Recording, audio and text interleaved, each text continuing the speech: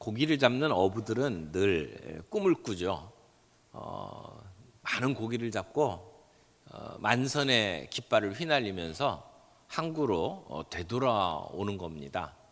그걸 꿈꾸면서 배를 몰고 나가죠. 그런데 고기 잡으러 가서 날마다 그렇게 만선으로 돌아오는 경우는 많지 않습니다. 많은 경우는 고개를 숙이고 그리고 실망한 마음을 가지고 돌아오곤 하지요. 오늘 본문은 꿈을 이루지 못하고 실망한 채 고개를 숙이고 돌아왔던 어부의 이야기입니다. 본문에 나오는 베드로는 우리와 같은 평범한 사람, 보통 사람입니다. 갈릴리 호수에서 고기를 잡는 어부지요. 오늘 5장 1절에 게네사렛 호수라고 표현했는데 갈릴리 호수의 다른 표현인 것을 우리가 잘 압니다. 이 갈릴리 지방, 우리나라에도 지방색이 있잖아요. 호남, 또 영남, 충청 이런 나름대로의 색깔들이 있잖아요. 근데 이 갈릴리 그러면 이 갈릴리는 북방 지역입니다. 북쪽의 변두리 지역이거든요. 그래서 이 유대인들 사이에서는 갈릴리 지방의 사람이다 그러면 조금 성격이 거칠고 그리고 좀 이렇게 외골수적인 그러한 기질들을 가지고 있다고 생각을 했어요. 그래서 사람들에게 천대를 참 많이 받았습니다. 동시에 이 반골 기질을 가지고 독립운동도 참 많이 했습니다. 그래서 로마하고 이렇게 부딪히면서 싸울 때에 목숨을 걸고 싸웠던 독립투사들 가운데는 갈릴리 사람이 많이 있었습니다.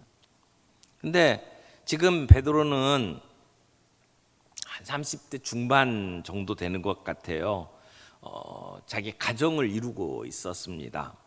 그리고 다소 좀 충동적인 기질을 가지고 있었고 그러면서도 진리에 대해서 갈증을 느끼고 있었던 사람입니다. 그래서 늘 마음속에 뭔가를 찾아서 애를 쓰고 있었죠.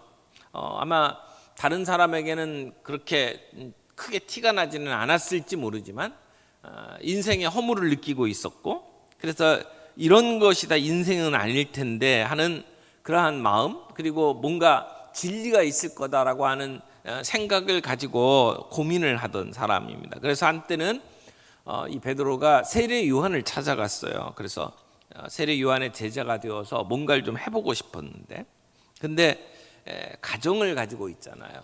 그런 사람으로서 세례 요한의 제자로 계속해서 그를 쫓아다니는 것이 쉽지는 않았을 겁니다.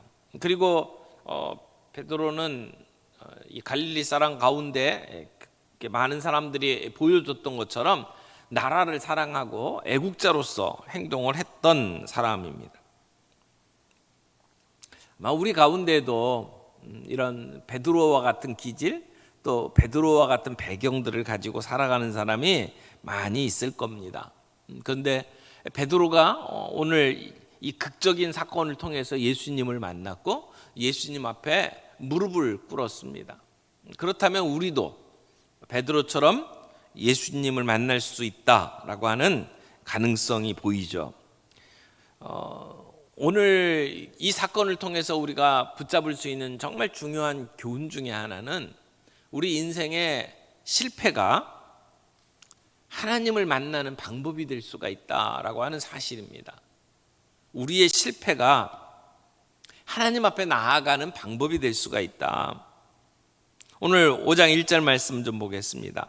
무리가 몰려와서 하나님의 말씀을 들을새 예수는 게네사렛 호숫가에 서서 여기 하나님의 말씀을 듣는다. 여기 보통은 성경에서 하나님의 말씀 그러면 성경을 이렇게 듣는 것으로 표현을 하는데 여기 표현은 예수님이 그냥 단순히 성경을 읽었다라고 하는 표현이라기보다는 예수님의 하시는 말씀을 여기 하나님의 말씀이라고 표현을 하고 있죠. 누가는 이 예수님이 하시는 설교 그 말씀이 하나님의 말씀하고 지금 동일한 것으로 설명을 하고 있어요. 예수님은 어떤 설교를 했죠? 하나님 나라의 복음을 전했죠. 그래서 회개하라 천국이 가까웠느니라 이 하나님의 나라를 선포했어요. 그런데 예수님의 그 말씀을 그냥 듣는 것만으로는 충분하지 않죠. 회개하라고 그랬는데 그냥 듣고 아 그렇구나 라고 깨닫는 것으로 끝나지 않습니다. 예수님의 말씀에는 회개와 행동을 불러일으키는 능력이 있었습니다. 근데 오늘 이 시몬 베드로는 그 예수님의 말씀에 어떻게 반응해야 되는지를 보여주는 전형적인 예예요. 예수님께서 게네사렛 호숫가에 서서 말씀을 전합니다. 근데 그날 베드로는 밤새도록 고기를 잡았는데 고기 한 마리를 잡지 못했어요. 아주 이상한 일이 벌어진 겁니다. 베드로는 고기를 잡는 데는 전문가였습니다. 잔뼈가 굵은 사람입니다. 고기가 어디에 있는지 어느 시간에 잡히는지 너무나 잘 알고 있는 사람입니다. 처음 나가서 그물을 던진 사람이 아니란 말이에요. 그는 고기를 잡기에 적당한 좋은 배를 가지고 있었습니다. 고기가 많이 있다고 생각하는 곳에 그물을 던졌습니다. 이 사람은 이 고기를 잡는 것으로 가족을 먹여 살려야 되기 때문에 최선을 다해서 고기를 잡았을 겁니다. 그런데 그날 밤 베드로는 아무것도 얻지를 못했습니다. 근데 그 베드로에게 예수님이 찾아가신 겁니다. 그날 밤새도록 고기를 잡고 실패했던 그날 아침 베드로는 예수님을 만난 겁니다. 2절 말씀 보세요. 호숫가에 배 두 척이 있는 것을 보시니 어부들은 배에서 나와서 그물을 씻는지라. 그물을 씻고 있었습니다. 보통 그 당시에 어부들은 굉장히 피곤한 삶을 살았습니다. 낮에는 그물을 손질을 합니다. 그리고는 잠을 자죠. 그리고 해가 질 때쯤 되면 고기 잡는 장비들을 가지고 그리고 어둠이 깔리는 바다로 나갑니다. 그래서 밤새도록 고기를 잡죠. 그러니까 일반 사람들이 살아가는 그 삶의 그 시간대하고 반대로 살아가는 겁니다. 남이 일할 때는 잠을 자고 그리고 남들이 잠잘 때 일을 하는 거죠. 그날도 밤새도록 나가서 고기를 잡았어요. 그런데 한 마리도 잡지는 못했어요. 이상한 날이에요. 동틀 무렵에 기진맥진하고 실망한 상태에서 돌아와서 이제 헤어진 그물을 깁고 있었습니다. 이때 그날 밤 밤새도록 고기를 못 잡고 그리고는 허탈한 마음으로 이 그물을 깁고 있는 이 베드로의 마음 속에는 어떤 생각이 있었을까요? 오늘 우리들이 세상을 살면서 피곤하게 열심히 뜁니다. 최선을 다해서 살아가죠. 직장에서 우리가 하는 일들을 통해서 결과를 내야 되는데 한 건의 결과를 내지 못하고 돌아올 때도 있습니다. 또 어떤 때는 진상 고객 만나서 속상하고 힘든 마음을 가지고 돌아오기도 하죠. 밤새도록 땀을 흘리며 일을 하지만 그러나 결과를 제대로 얻지 못하고 또 피곤한 상태, 스트레스를 받는 상태로 살아가고 있는 경우를 정말 많이 봅니다. 그렇다고 일이 잘 되고 출세한 사람은 괜찮은가요? 그렇지 않습니다. 그 사람도 정말 피곤함이 끝이 없습니다. 또 새로운 도전들을 받아서 새로운 일들을 해야 되고 뒤따라오는 후배들을 버텨내기 위해서는 나도 계속 뭔가를 배워야 되고 이렇게 피곤하게 살아가는 것이 우리들 대부분입니다. 그래서 인생을 살면서 때때로는 지쳐 힘들어 쓰러질 때도 있고, 때때로는 불안한 증세를 나타낼 수도 있고, 그래서 관계가 깨어지고 사람들을 이렇게 떠나보내는 그러한 경우들도 경험을 하고, 그런 삶 속에서 누구나 한 번쯤은 인생이 참 피곤하구나, 인생이 허무하구나, 이런 경험들을 하면서 살아가고 있지 않습니까? 얼마나 삶이 힘듭니까? 피곤합니까?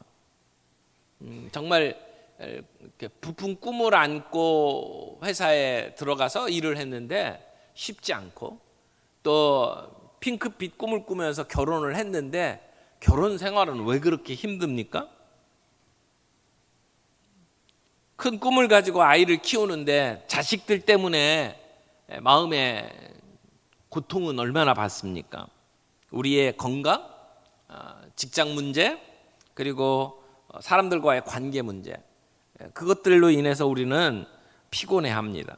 이렇게 피곤하고 또 빈손을 들고 그렇게 동을 퍼오는 아침을 맞이했던 그러한 베드로에게 예수님이 찾아온 겁니다. 3절 말씀 보세요. 예수께서 한 배에 오르시니 그 배는 시몬의 배라. 육지에서 조금 떼기를 청하시고 앉으사 배에서 무리를 가르치시더니, 예수님께서 그 베드로의 배에 오르셨어요. 예수님과 베드로는 여기 처음 만난 건 아닌 것을 알죠. 아마 이미 안면이 있었습니다. 예수님께서는 베드로에게, 베드로야, 내 배 좀 사용 좀 하자, 그렇게 부탁을 했고, 베드로는 기꺼이 자기의 배를 드렸어요. 예수님은 말씀을 전하는 강단으로 이 배를 사용을 하셨습니다. 사람들이 예수님에게 말씀을 듣기 위해서 막 무리들이 몰려왔는데 너무나 사람하고 가깝기 때문에 말씀을 전할 수가 없었어요. 그래서 사람들하고 이렇게 거리를 두고 그 설교를 하기 위해서 예수님께서는 배를 사용을 하신 거죠. 게다가 그 당시에는 마이크가 없잖아요. 그래서 많은 사람들에게 이렇게 목소리가 들리는 게 쉽지 않습니다. 그리고 아침쯤 되면, 낮에는 이 바람이 바다에서부터 이렇게 육지 쪽으로 이렇게 불게 돼 있어요. 그러니까 사람들에게 말을 하려면 바람을 등을 지고 얘기를 해야 되잖아요.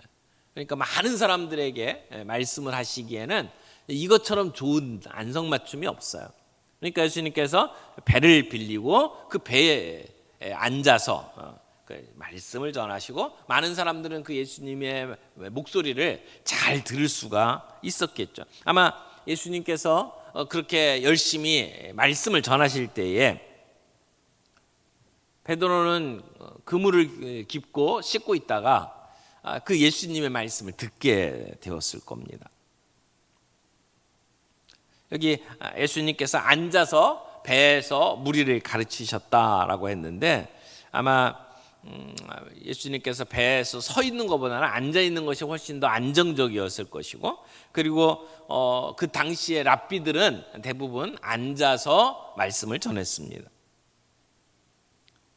근데 그 배에서 예수님께서 말씀을 전하시고 난 뒤에 베드로에게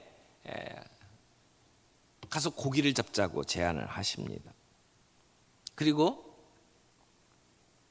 생각지도 않았던 고기를 잡게 되죠. 여러분, 여기 예수님께서 배에 오르시고 그 시몬의 배에서 말씀을 전하시고, 그리고 난 다음에 베드로의 인생에 놀라운 변화를 경험하게 만드셨어요. 근데 그날 밤에는 고기 한 마리 잡지를 못했는데, 예수님과 함께 고기를 잡으러 나갔을 때는 불과 몇 분이 되지 않아서 엄청난 고기를 잡았어요. 놀라운 변화죠. 어떤 성경학자는 여기에 2번의 기적이 있었다 그러더라고요. 2번의 기적. 한 번은 고기를 많이 잡은 건 우리가 알잖아요. 기적이죠. 근데 밤새도록 고기를 잡았는데 한 마리도 못 잡았다. 이것도 기적이래요. 그렇잖아요. 왜 고기를 밤새도록 고기를 한 마리 못 잡았을까요? 예수님께서 이날 아침에 베드로를 만나서 그의 인생을 하나님이 원하시는 삶으로 바꿔놓기 위해서 밤새도록 고기를 쫓아내신 거예요. 못 잡게 만드신 거죠. 이것도 기적이다 이렇게 이야기를 합니다. 그런데 그 기적 두 번 만나잖아요. 한 번은 아무것도 못 잡는 그 힘든 밤을 보내는 기적, 그리고 불과 몇 분 안에 엄청난 고기를 잡는 기적. 이 차이가 뭐죠? 그날 밤에 고기를 못 잡은 것, 그리고 그 아침에 고기를 잡은 것의 가장 기본적인 차이는 예수님이 함께 했냐 안 했냐의 차이였습니다. 여러분, 우리의 삶에 성공을 경험하려면 주님의 임재를 경험하느냐 못하느냐, 그것이 정말 중요하다 이렇게 말할 수 있을 겁니다. 우리의 삶이 주님의 임재로 채워졌느냐라고 하는 것이죠. 다시 말하면 우리의 배 안에 예수님을 모셔야 한다는 겁니다. 예수 그리스도께서 우리의 삶 속에 동행하시느냐, 여기에 우리의 인생에 성패가 달려있다라고 말할 수 있습니다. 베드로는 지금 고기잡이가 자기의 생계였습니다. 고기 잡는 것이 그 베드로의 사업이었습니다. 그런데 베드로는 자기의 그 생계를 유지하던 배를 예수님을 위해서 사용했죠. 예수님의 사역에 자기의 배를 드린 겁니다. 여러분, 우리의 인생의 그 순간순간들이 우리 주님께 드려지고 있습니까? 우리의 사업이, 내가 하고 있는 일들이 하나님의 나라를 위해서 사용되어지고 있습니까? 내가 지금 하고 있는 일들을 통해서 나는 사람들을 돕고 세우고 있습니까? 우리가 하는 일들이 어떤 거는 하나님의 일, 그래서 교회 와서 우리가 예배를 드리고 봉사하는 건 하나님의 일, 내가 직장에 나가서 그 가족들을 먹여 살리기 위해서 하는 일들은 세상의 일, 이렇게 구분을 하는 경우가 참 많이 있는데, 근데 지금 베드로는 자기의 그 사업을 주님이 원하시는 일을 위해서 사용하도록 내어드린 상황입니다. 우리가 우리의 삶을 하나님을 위해서 드릴 수만 있다면 그의 삶은 분명히 하나님이 이루시는 놀라운 일을 경험할 수 있게 될 겁니다. 우리가 경영하고 있는 회사에 회의 때마다 우리 주님을 초청해서 주님과 더불어 우리가 회의를 한다면, 우리가 하고 있는 그 사업의 현장에 우리 주님이 사장으로 자리를 잡고 그 일을 하실 수 있도록 내어드릴 수만 있다면, 우리는 어떤 결정을 하더라도 지혜로운 결정을 할 수 있고 마음의 평안을 가져오는 결정을 내릴 수가 있게 되고 실수를 더 적게 할 수 있을 거라고 생각을 합니다. 베드로는 자기의 사업을 주님을 위해서 사용할 수 있도록 내어드렸습니다. 그리고 주님이 지시하는 대로 순종했습니다. 우리가 우리의 삶에 형통을 누리기를 원한다면 주님의 지시를 따르면 됩니다. 중요합니다. 주님과 더불어 함께하는, 주님의 임재를 경험하는 것, 그리고 주님이 지시하는 대로 따르는 것. 베드로와 그 제자들이 고기를 잡으러 나가잖아요. 근데 그때 예수님의 지시대로 순종을 했어요. 깊은 데로 가서 그물을 던져라. 예수님께서 베드로에게 말씀하셨어요. 근데 예수님의 그 지시는 베드로에게는 굉장히 충격적인 요청이었을 것입니다. 왜냐하면 예수님의 직업은 뭐죠? 예수님은 목수입니다. 고기 잡는 전문가가 아니에요. 그런데 지금 고기 잡는 전문가인 베드로에게 깊은 데로 가서 그물을 던져라 라고 이야기를 하는 겁니다. 베드로가 예수님께 어젯밤 고기를 잡았는데 허탕쳤습니다 이런 얘기 한 것도 아니에요. 그런데 예수님은 지금 베드로의 상태를 이미 알고 계셨습니다. 예수님은 하나님의 아들이십니다. 그분은 전지전능하신 분입니다. 그래서 베드로의 생각까지 꿰뚫고 계십니다. 그 주님이 베드로에게 주시는 말씀입니다. 베드로의 지금 현재 상황을 알고 계시는 예수님은 베드로의 과거도 알고 계시는 분입니다. 우리의 현재 모습을 보시는 것뿐만 아니라 우리의 과거의 실패까지도 아시는 주님이시란 말이에요. 그래서 베드로의 그 마음속에 허탈한 마음 그리고 한숨 다 알고 계시는 분이란 말이에요. 그분이 지금 고기 잡으러 가자고 말씀을 해요. 고기는 밤에 잡는 거지 낮에 잡는 게 아닙니다. 베드로 분명히 그렇게 말할 수 있을 거예요. 지금 고기 잡는 때가 아닙니다. 지금 깊은 데로 간다고 해서 고기가 잡히는 게 아니란 말입니다. 어떻게 보면 예수님이 고기 잡으러 가자고 한 그 타이밍, 고기 잡으러 가는 시간, 그리고 고기를 잡으러 가는 장소, 이거 다 적합하지 않아요. 베드로는 그 예수님께 자기의 이론을 들이대면서 예수님 그렇게 고기 잡으면 안 됩니다 라고 얘기를 할 수 있었을 거예요. 그런데 베드로는 논쟁하지 않았어요. 예수님께서 깊은 데로 가서 그물을 던져라 라고 했을 때 베드로의 반응이 어땠나요? 5절 말씀 보세요. 시몬이 대답하여 이르되 선생님 우리들이 밤이 새도록 수고하였으되 잡은 것이 없지만은 말씀에 의지하여 내가 그물을 내리리이다.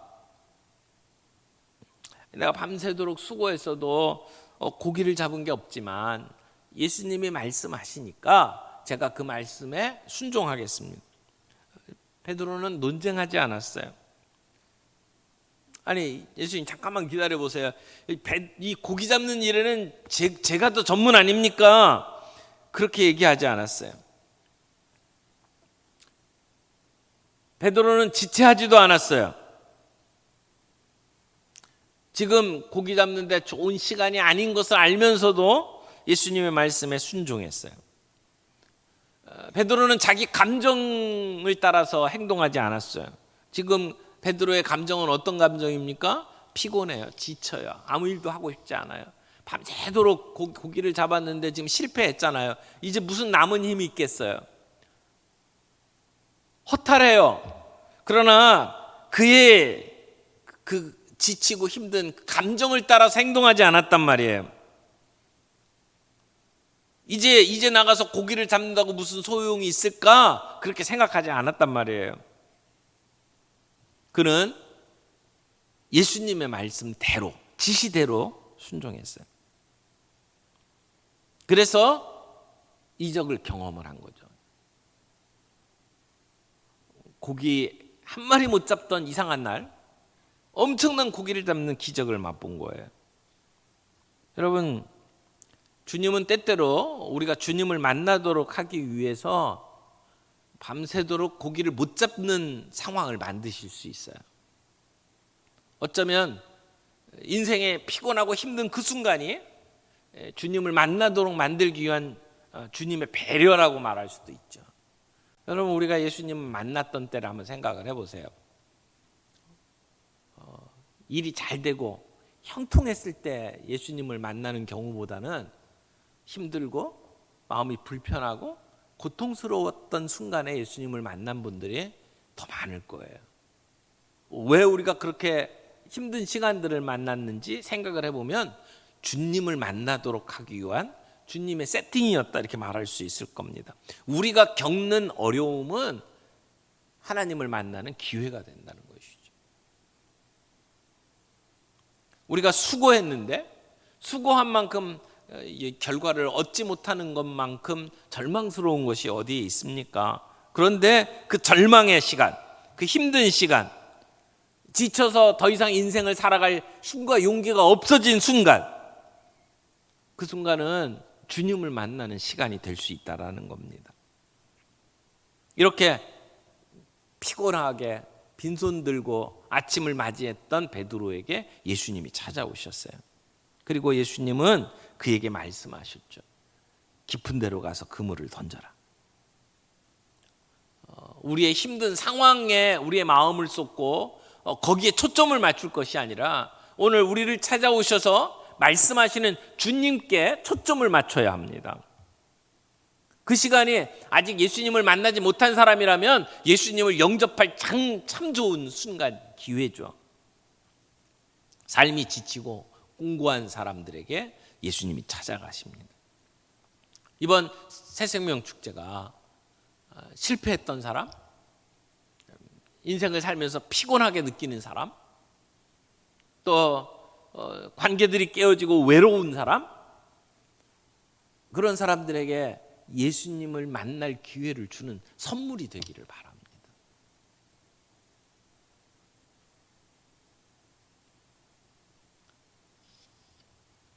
여러분,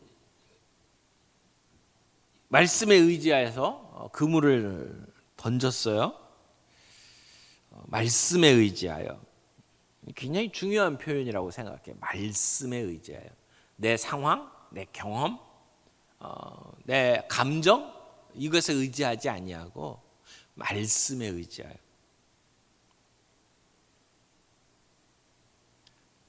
목수인 예수님의 경험보다도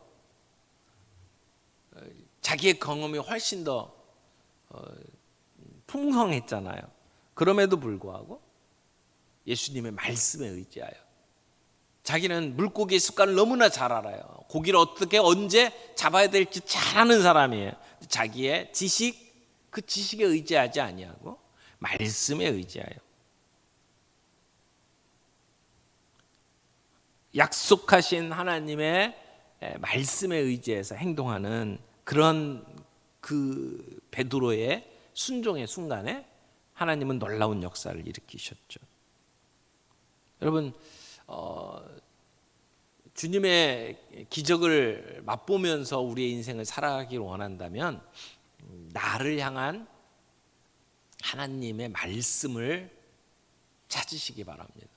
나를 향한 하나님의 말씀, 나에게 주시는 하나님의 약속, 그 약속을 붙잡을 때, 그리고 그 약속에 순종할 때 우리의 인생에 놀라운 변화가 일어날 겁니다. 성경을 읽으면서 나에게 들려주시는 주님의 특별한 약속을 찾아보십시오. 그걸 내 것으로 받아들이십시오. 그래서 지금 우리의 상황, 우리의 힘든 처지에 초점을 맞추지 마시고 우리에게 말씀하시는 그 주님께 초점을 맞추고 그 약속을, 말씀을 붙잡고 그 말씀에 순종하는 시간을 가져보십시오. 그때 하나님은 놀라운 일들을 일으키실 수 있다는 겁니다. 사랑하는 아내를 잃었던 한 사람이 있었어요. 아내가 있어서 늘 행복했던 사람이었는데, 그래서 그 사람에게는 아내를 잃은 그 슬픔이 말로 다 할 수가 없었어요. 그래서 한동안 말을 잃어버렸습니다. 그러다가 붓을 들고 그림을 그리기 시작을 했어요. 그 슬픔 가운데 새롭게 붓을 들고 그림을 그리기 시작한 그 사람. 그는 사람들을, 그 인물을 묘사하는데 그 묘사하는 그림이 아주 독특했어요. 그 색채가 아주 독특했어요. 누구도 흉내낼 수 없는 경지에까지 오르게 됩니다. 이 사람이 17세기 네덜란드 그 유럽 회화를 대표하는 렘브란트라고 하는 사람이었어요. 렘브란트는 성경 이야기를 가지고 그림을 참 많이 그렸죠. 그러니까 탕자의 비유 같은 경우, 지금도 그분이 그린 그 탕자의 비유 같은 경우에는 정말 많은 걸 생각하게 만드는 대작입니다. 예전에 그 헨리 나우엔이 이분이 그린 탕자의 비유 그림을 하루 종일 앉아서 묵상하고 그리고는 그 책을 썼는데, 그 그림 보고 그 쓴 책 한 권이 사람들에게 많은 영향을 끼쳤죠. 여러분, 인생의 그 자기의 힘든 시간들을 주님께 내어놓고 그리고 주님의 약속을 붙잡고 그리고 새로운 일을 시작했던 한 사람, 그 사람을 통해서 주님은 놀라운 일을 하셨어요. 오늘 우리들의 삶 속에 힘들고 어려운 어떤 순간이 있을 때에 나를 향해 들려주시는 하나님의 음성을 붙잡고 그 약속을 붙들고 순종하며 나아갈 때에 주님은 놀라운 일들을 벌이실 겁니다. 주님은 오늘 우리에게 어떤 음성을 들려주십니까? 어떤 사람에게는 교만을 내려놔라. 어떤 사람에게는 믿음을 끝까지 유지해라. 어떤 사람들에게는 네가 지금 가지고 있는 죄를 끊어라. 불의의 재물을 쌓지 말아라. 사람마다 우리에게 들려주신 하나님의 음성은 분명히 다를 겁니다. 베드로가 예수님을 모시고 바다로 나갔어요. 그 전날 밤에는 자기가 선장이었습니다. 근데 이 아침에 몰고 나가는 배의 선장은 예수님이었어요. 전날 밤에는 밤새도록 노력했지만 아무것도 얻은 게 없어요. 근데 지금 예수님을 모시고 나가서 그 말씀에 의지해서 그물을 던졌더니 놀라운 일들이 벌어졌죠. 얼마나 많은 고기가 잡혔습니까? 근데 이렇게 고기를 잡은 것보다 더 귀한 고백이 그 다음에 나와요. 만선보다 귀한 고백, 이렇게 표현할 수 있을 거예요. 고기를 많이 잡았잖아요.